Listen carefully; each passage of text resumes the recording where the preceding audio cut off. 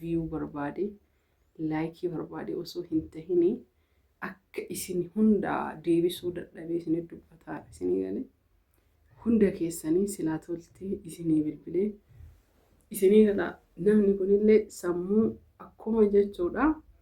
Alhamdulillahi rabbil alamin alhamdulillahi rabbi kiyya galanni haa ga'u isinillee galatoomaa ulfaadha.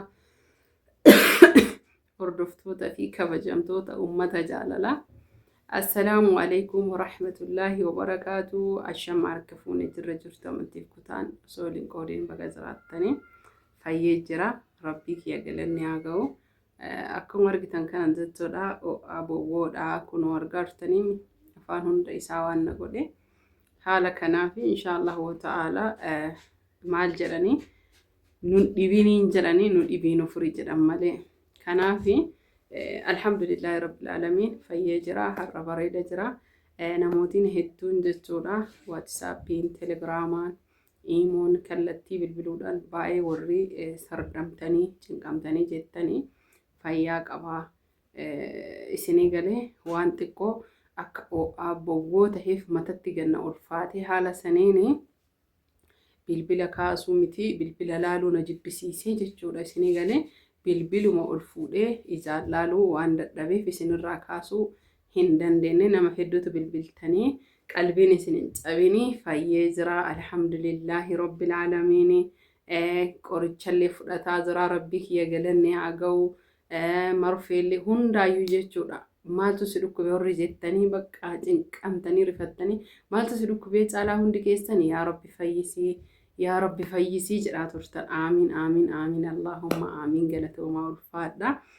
Sababbiin dhibee ani waan dhimma kiyya rakkoolee kiyya himachuun jaaladhu sooshaal miidiyaa irratti isinillee haga takkana beeytan jedhee yaada.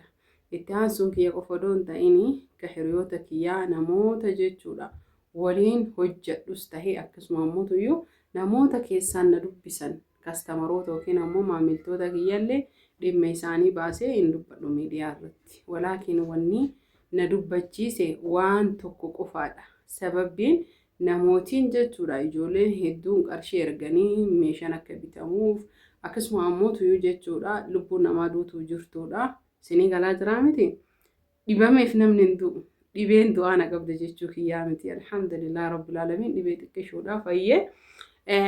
Haa ta'u garuu isin beekuu qabdan dhimmi kiyyaa fi akkuma isin bu'aan irraa argattan anis bu'aa isin irraa argadha. Na dhukkubee jennaan dhibee kiyya beekuu qabdanii sababbiin isaa bilbiltanii na dhabdanii yoo jettan akkanan komanneef akkanan mufanneef isinitti hime. Malee waan biraa dhibee addaa cimaa dhibameeti miti. Haa ta'u wooma hundaafuyyuu dhibeen abowwoon mataa yoo si qabee jedhee bofnis yoo mataadhaan du'aa jette Oromoon isinii galee kana waan ta'eef malee wallaahi alhamdulillah naga jira.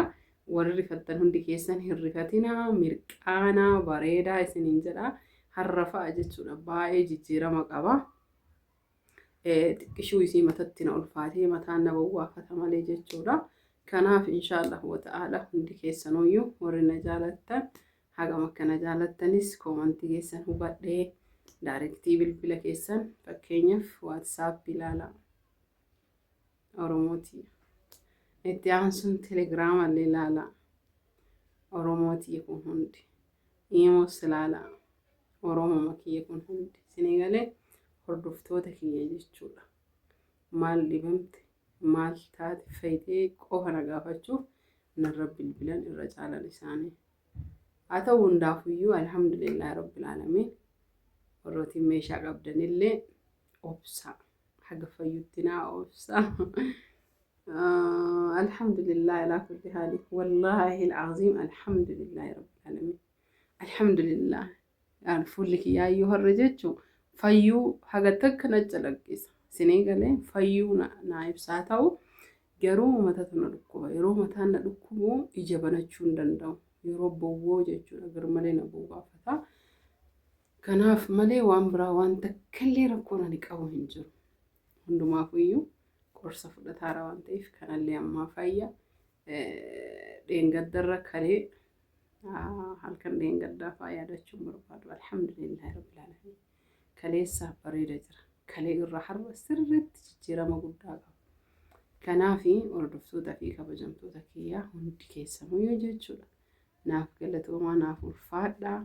Wallaahi viidiyoo kana jechuudha. Viyuu barbaade, laayikii barbaade osoo hin tahini akka isin hunda deebisuu dadhabee isin dubbataa isinii galee hunda keessanii silaa toltee isinii bilbilee isinii gala namni kunillee sammuu akkuma jechuudha. Mataan yeroo nama dhukkubu ilmi namaa kun yoo dhibamu miimooriin isaa dadhabee haasaa irratti jechuudha humni isaa laafu silaa jechuudha hin danda'e isin hunda bilbilee dubbisee natti tola. Walaakiin kaa hin danda'u waan ta'eef viidiyoo isin hojjechuu dirqama qaba waan ta'eef viidiyoo isin hojjedhe hundumaafuyyuu wallaahi isin jaaladha isin kabaja Oromootii guutuu keessan.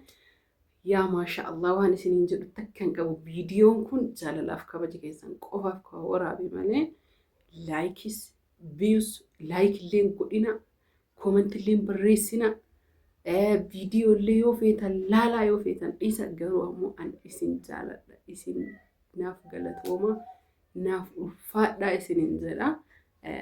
Alhamdulillahi rabbil aalamiin alhamdulillah alhamdulillah. Alhamdulillah ala kulli haali. Akka kana viidiyoo isinitti dheeressuu anillee waan mataan na dhukkubuu fi akkasuma mootuyyuu kiniinillee amma fudhadhe waan ta'eef xiqqoo natti ulfaata. Kiniinii yeroo fudhadhu na raffis na godha. Bakka raffi na godha. Kanaaf inshallah akka kana isiniin jedha nagaatti inshallah fayyee jira. Viidiyoo bareedaa fi viidiyoo adda ta'een inshallah akka dhufu abdiin qaba. Baa.